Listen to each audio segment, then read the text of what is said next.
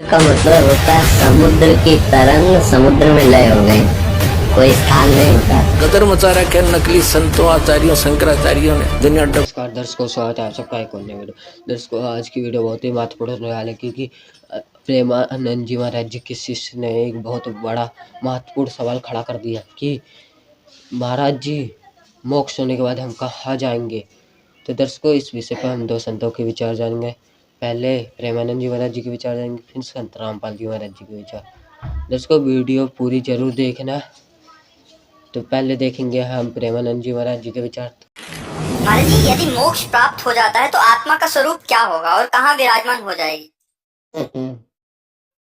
उसका कोई स्थान, मोक्ष का मतलब होता है समुद्र की तरंग समुद्र में लय हो गई, कोई स्थान नहीं होता। अभी आपने देखा प्रेमानंद जी महाराज जी के आध्यात्मिक विचार। अब हम देखेंगे संत रामपाल जी महाराज जी के आध्यात्मिक विचार। तो चलिए शुरू करते हैं। इनका मानना है कि मोक्ष प्राप्त प्राणी उस परमात्मा के प्रकाश में ऐसे मिल जाती है, वो आत्मा जैसे बूंद समंदर में, यानी जैसे डूब कर मरना होता है। तो पुणात्मा पहले तो ये इंटरेस्ट किसी का हो नहीं कि उसमें जाकर मरा डूब के, उसमें एक रस हो जाए। यही प्रत्यक्ष उदाहरण बता दिया। अगर कोई नो के समुद्र में भगवान है, चलो कूद छलांग लगाओ, कितने को मरेंगे, एक आधा बोला वैसे चला जाओ उसमें।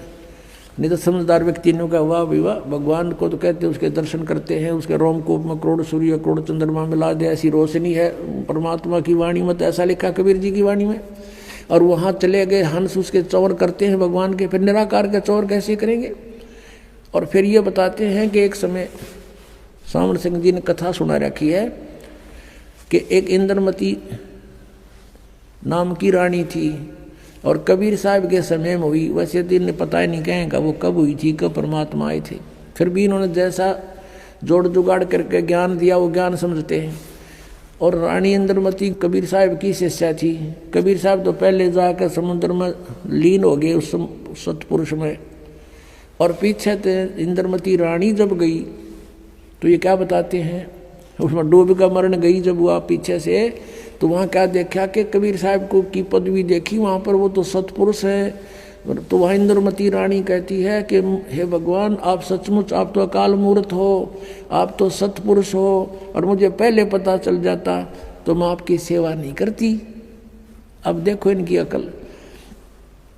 इनके विधान अनुसार, राधा स्वामी वालों के विधान अनुसार, जय गुरुदेव वालों के विधान अनुसार, यदि ये माने कि वो पहले कबीर साहब लीन हो गए सतपुरुष में, उस नूर में, समुद्र में, और पीछे इंद्रमती उसमें समा गई, तो फिर बात कैसे करी उन्होंने वहाँ जाके? वो तो खत्म हो गया स्थिति। तो बूंद ने समुद्र में डाल के फिर बता उसका अस्तित्व बताओ दूसरा कैसे हो गया? फिर वहाँ कबीर साहब को देखा कैसे सतपुरुष रूप में? वास्तविकता ये है कि Kabir is God, Kabir is supreme God. यह सतपुरुष है, अविनाशी गॉड। और ये वहाँ परमात्मा अपने करोड़ सूर्य मिला दे, करोड़ चंद्रमा से, रोमकूप की 100 ऐसा रूप है मालिक का। और वहाँ जाके इंद्रमती ने सचमुच देखा परमात्मा, आप तो सचमुच सतपुरुष ही थे, हमारी बुद्धि इतना काम नहीं कर रही थी, हम आपको पहचान लेते। वास्तविकता तो ये सच्ची है, लेकिन इनकी थ्योरी गलत है कि वो भी कबीर साहब पहले लीन हो गए, पाछे इंद्रमती रानी लीन होगी, फिर वो बतलाओगे क्योंकि आपस में बातें कैसे करेंगे। लेकिन इनका अज्ञान और करोड़ों अनुयायी इन नकलियां के पीछे लाग रहे हैं, इनको परम धनी मान के। क्योंकि श्रद्धालुओं की श्रद्धा ये होती है गुरु जी जो बोलने वह सही है। इसका दुरुपयोग किया इन नकलियों ने, इनको बर्बाद कर डाला, बोली आत्माओं का जीवन नष्ट कर दिया। अब देखो सावन सिंह जी के वचन, संत मत भाग प्रकाश 4, इसके ही 264 पृष्ठ पे लिखा है। 264 पृष्ठ पर आप देखेंगे, 264 पृष्ठ, संत मत भाग प्रकाश 4 है। एक सत्संगी ने सावण सिंह जी से पूछा, सावण सिंह जी कौन है? ये हैं सच्चा सौदा के खेमामल सिंह सामस्ताना बिलोचिस्तानी के गुरु जी, ये सावण सिंह जी। इससे प्रश्न किया सत्संगी ने, हजूर संतों की पदवी कहाँ तक है? महाराज जी, सावण सिंह जी उत्तर देते, हमारे इतनी बुद्धि और अकल नहीं कि हम संतों की पदवी को समझ सके। फिर भी सुनो, रानी इंदुमती कबीर साहब के समय में हुई थी। पहले कबीर साहब मालिक में जाकर विलीन हुए, देखना, फिर रानी हुई।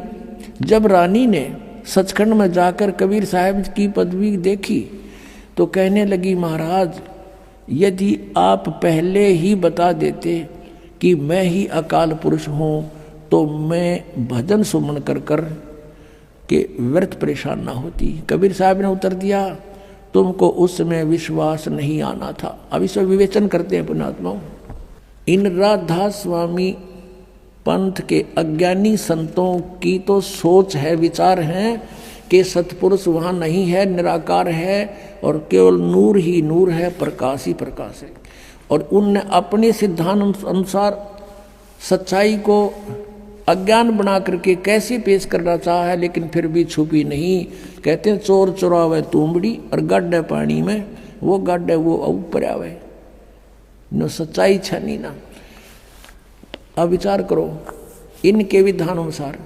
ये कहते हैं पहले कबीर साहब जाकर मालिक में विलीन हो गए, बूंद गिर गई समुद्र में, खत्म हो गई अस्तित्व। और फिर कहते पीछे तो रानी जाके विलीन हो गई उसी में, दोनों हो गए एक रस। फिर वो बातें किस टाइम की, कबीर साहब को देखा कैसे उसने, वहाँ कुछ अस्तित्व है ही नहीं तो देखा कैसे। सच्चाई तो यही है कि सचमुच कबीर साहब वहाँ परमात्मा स्वरूप सतपुरुष रूप में ये खुद ही मालिक हैं। जैसे स्वामी रामानंद जी ने कहा, दोहू ठोड़ है एक तू और भया एक से दो, और गरीबदास हम कारणे आए हो तुम मगजो। ये स्वयं भी कहते हैं कबीर परमेश्वर, हम ही अलखला है कुतुब गोस और पीर, गरीबदास खालक धनी हमारा नाम कबीर।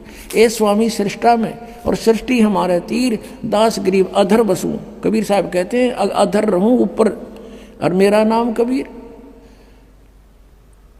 और ये अज्ञानी कह रहे हैं कि कबीर साहब पहले लीन हो गए, पाछा इंद्रमती होगी। फिर बातें किस कैसे करी उन्होंने, अरे कुछ तो दिमाग पर जोर दो।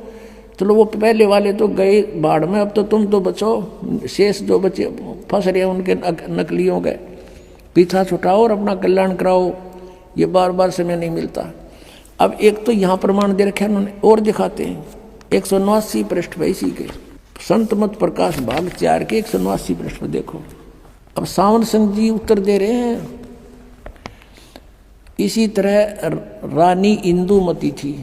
जब उसको कबीर साहब सचखंड ले गए तो उसने वहां जाकर देखा कि कबीर साहब ही सतपुरुष हैं। कहती हैं, हाय हाय, अगर आप मुझे इतना बता देते कि मैं ही सतपुरुष हूं तो क्या मैं आपकी सेवा नहीं करती। कहते हैं तुझे विश्वास नहीं आता, अब तू यहाँ आ गई है, तेरी मर्जी कह ले। अब ये सच्चाई है, ये तो वार्ता सही एज इट इज है इंद्रमती और कबीर जी की, उनके इंद्रमती वाली कथा में लिखी। ये तो सही है, ये तो उन्होंने ले ली सही कि कबीर इज गॉड सचमुच। और वहाँ इनकी अपनी अज्ञान थ्योरी को सिद्ध करना भी चाहा साथ में इस कथा के साथ। 264 पृष्ठ पे इसी संतमत भाग 4 के, उसमें इन्होंने कोशिश की है ये बताने की कि पहले कबीर साहब लीन हो गए और पाछे तो फिर इंदुमती जाकर उसमें समुद्र में बूंद की तरह समा गई। और फिर वो बातें कर रही है, अरे कर्महीनो, अरे ज्ञानहीनो। कहते हैं परमात्मा कबीर जी कहते हैं, मोती मुक्ता दर्शत नाही, ये जग है सब अंदरे, दिखत के तो नैन चश्म इनके फेरा मोतिया बंदरे। ये दिखे थे महर्षि, बड़े बड़े विद्वान, मंडलेश्वर परम धनी पहुंचे हुए हैं सचखंड में जा। इनका सतनामा का ना समझ में न जाएंगे कहाँ ये।